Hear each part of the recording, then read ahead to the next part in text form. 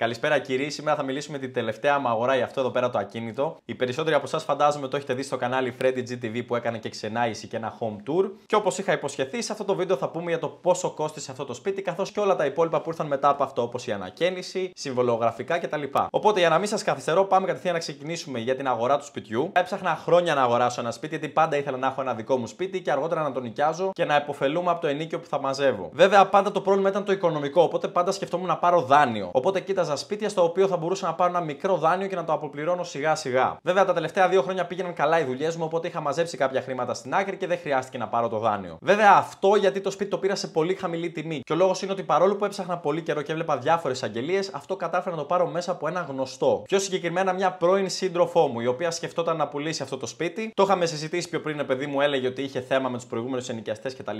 Και ότι έχει βαρεθεί να ασχολείται με τον νίκη και να μαζεύει λεφτά τα οποία της τα χρωστάνε. Και γενικά ήθελε να το ξεφορτωθεί. Και γι' αυτό και το πήρα σε πολύ καλή τιμή ευκαιρίας, καθώς οι περισσότερες αγγελίες που βλέπετε στο ίντερνετ δεν είναι ευκαιρίες. Τις ευκαιρίες τις προλαβαίνουν πάντα οι μεσίτες, καθώς αυτή είναι η δουλειά τους και πιστέψτε με, είναι πιο γρήγοροι και πιο καλοί από εσάς στο να τις εντοπίζουν. Οπότε ναι, αυτό το σπίτι ήξερα ότι πωλείται πριν καν ανεβεί σε αγγελία. Και έτσι και το πήρα σε καλύτερη τιμή. Και για να μην μακρηγορώ άλλο, πάμε να πούμε κατευθείαν τη τιμή. Το συγκεκριμένο ακίνητο είναι 32,5 τετραγωνικά. Σχετικά μικρό, αλλά έχει πολύ καλή διαρρύθμιση. Και η αλήθεια είναι πως όταν μπήκα πρώτη φορά και το είδα, λίγο απογοητεύτηκα και δεν ήμουν σίγουρος αν ήταν καλή επιλογή. Καθώς ήταν και σε πολύ κακή κατάσταση. Δηλαδή ήταν όντως ερείπιο. Ήθελε πάρα πολλές ανακαινήσεις κτλ. Τις οποίες τις έκανα αργότερα. Έτσι λοιπόν η τιμή που μου ζητήθηκε στην αρχή ήταν 27.000 ευρώ. Φυσικά κάναμε παζάρια, κατεβήκαμε στα 26, στα 25 και με τα πολλά καταλήξαμε στις 23.000 ευρώ. Βέβαια δεν πλήρωσα τόσο. Πλήρωσα 25.500 καθώς η προηγούμενη ιδιοκτήτρια είχε παραγγείλει ήδη την πόρτα ασφαλείας που βλέπετε πίσω μου, καθώς και τα κουφώματα αλουμινίου σε όλα τα παράθυρα του σπιτιού. Τα οποία κάνανε 2.500 ευρώ και τα πλήρωσα εγώ προφανώς. Αλλά ήταν κάτι που ούτως ή άλλως θα το πλήρωνα, οπότε δεν έχασα κάτι από αυτό. Επομένως έχουμε 25.500 ευρώ την αγορά του ακινήτου και πάμε τώρα στα συμβολογραφικά έξοδα, τα οποία τα χρεώνεται ο αγοραστής. Στη συγκεκριμένη περίπτωση σε αυτό το σπίτι ήταν 780 ευρώ ο συμβολογράφος και 300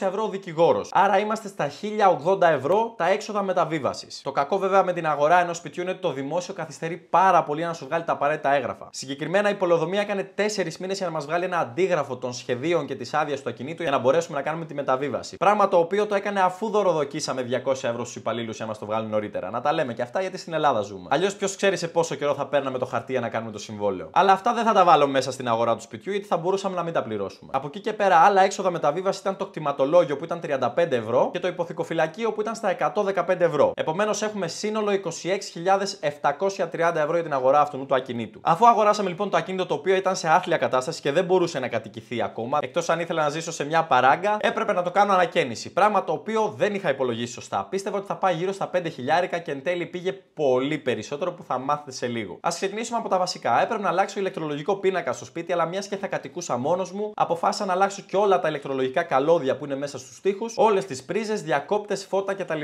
Μαζί με τη δουλειά του ηλεκτρολόγου που ήταν οικογενειακός φίλος από το πατέρα μου, όλα αυτά μου κόστησαν 767 ευρώ. Πράγμα το οποίο είναι μια πολύ καλή τιμή για να κάνεις μια τόσο ριζική ανακαίνιση στα ηλεκτρολογικά. Και εδώ πέρα περιλαμβάνεται και η εργασία του ηλεκτρολόγου, αλλά και όλα τα υλικά που χρειάστηκαν όπως καλώδια, μπρίζες, λεντοτενίες, διακόπτες και όλα τα συναφή. Πάμε τώρα στο επόμενο κεφάλαιο, το οποίο και αυτό κόστησε πολύ, και ήταν τα υδραυλικά και το μπάνιο. Το οποίο, παιδιά, ήταν και αυτό σε πολύ κακή κατάσταση. Πολύ παλιές σωληνώσεις, οι οποίες ήταν εξωτερικές κιόλας χαλκού. Πράγμα το οποίο πέρα ότι δεν ήταν ωραίο αισθητικά, δεν ήταν και πολύ καλό λειτουργικό και μπορεί να έχει διαρροές στο μέλλον και δεν έπρεπε να το ρισκάρω. Πέρα από τα λεφτά που έδωσα στον υδραυλικό αλλά και για τα υλικά που χρειάστηκαν όπως σωλήνες, διακόπτες, μπαταρίες, μπάνιου, ντουζιέρες κτλ., άλλαξα και πλακάκια στο μπάνιο. Αλλά μου κόστησε λίγο παραπάνω καθώς τα παλιά πλακάκια ήταν κολλημένα πάνω στο τούβλο με τσιμέντο και όχι με κόλλα πάνω στο σοβά. Οπότε έπρεπε να ξανασοβαδίσουμε όλο το μπάνιο, να βάλουμε πάλι κόλλα, καινούρια πλακάκια και όλο αυτό κόστησε λίγο παραπάνω. Βέβαια μου βγήκε φθηνότερα καθώς τα πλακάκια τα έβαλα μόνος μου μαζί με το πατέρα μου που είναι της δουλειάς. Οπότε δεν χρειάστηκε να πληρώσουμε εργασία που θα πήγαινε πολύ πιο ακριβά. Για να μην τα πολυλογώ, η τουαλέτα πήγε 2.290 ευρώ. Αρκετά ακριβούτσικη, βέβαια το αποτέλεσμα ήταν πολύ καλό καθώς ήταν λες και μπαίνει σε ένα καινούριο σπίτι. Καμία σχέση με την παλιά τουαλέτα. Και φυσικά μπήκαν τα πιο σύγχρονα και καλά υλικά καθώς τα βάλαμε μόνοι μας και τα επιλέξαμε εμείς όπως τα θέλαμε. Και φυσικά στα προηγούμενα έξοδα, πέρα από τα είδη υγιεινής, μπανιέρα, ντουζιέρα, λεκάνη κτλ.,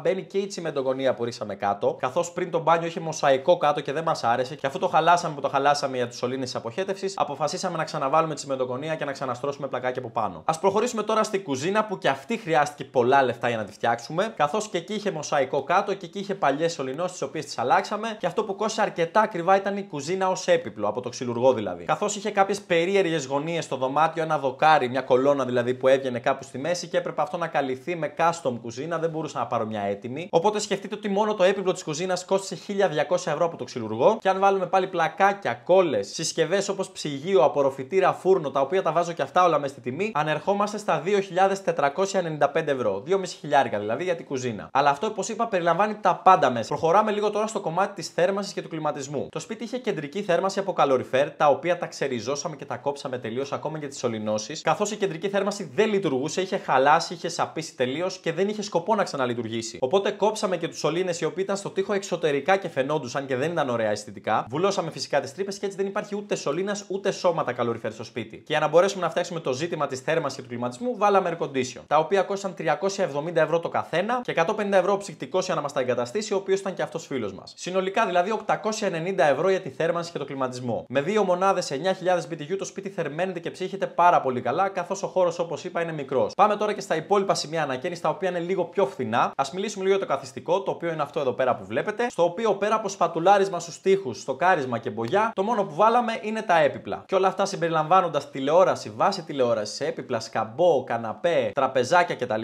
Ανέρχονται στα 1.275 ευρώ. Πάμε τώρα και στο υπνοδωμάτιο, στο οποίο το πιο ακριβό πράγμα ήταν η ντουλάπα. Καθώς είχε μία από τις παλιές ντουλάπες ξύλου, τις εντυχιζόμενες όπως έχει στα παλιά σπίτια του 70, την οποία τη ξεριζώσαμε και βάλαμε μία καινούρια που μας έφτιαξε πάλι ο ξυλουργός, η οποία κόστησε 800 ευρώ. Γύρω στα 100 ευρώ πήγαν τα δύο κομμωδίνα και γύρω στο 500 πήγε το κρεβάτι μαζί με το στρώμα. Και συνολικά έχουμε 1.444 ευρώ. Περίεργος αριθμός. Πέρα από αυτό όμως έχουμε και τις λοιπές δαπάνες που χρειάστηκαν στο σπίτι, στις οποίες συμπεριλαμβάνονται οι μπογιές της πόρτας, τα πόμολα, μεντεσέδες που αλλάξαμε στις πόρτες για να ανοιγοκλίνουν καλύτερα, το γυάλισμα του παρκέ το οποίο ήθελε συντήρηση, κλειδαριές, μπογιές για τα κάγκελα και ό,τι άλλο μικροπράγματα μπορείτε να φανταστείτε. Ό,τι προκύπτει δηλαδή από μικρομαστορέματα. Και αυτά κόστησαν περίπου 527 ευρώ. Δεν ξέρω αν μου ξεφεύγει κάτι, αλλά περίπου εκεί πέρα ήταν. Και τώρα πάμε στο γενικό σύνολο. Βέβαια, δεν έχουμε βάλει τις τιμές για τις βενζίνες που πήγαινα κάθε μέρα πάνω κάτω από Ανάβησο Αθήνα, το οποίο παιδιά όσο να είναι κοστίζει, ειδικά με τις τιμές που έχουν τα καύσιμα πλέον. Δεν έχω βάλει φαγητά, καφέδες για μένα και τους υπόλοιπους μάστορες που ερχόντουσαν στο σπίτι και γενικά άλλα έξοδα που μπορεί να είχαμε μέσα στη μέρα. Οπότε το γενικό σύνολο πήγε στις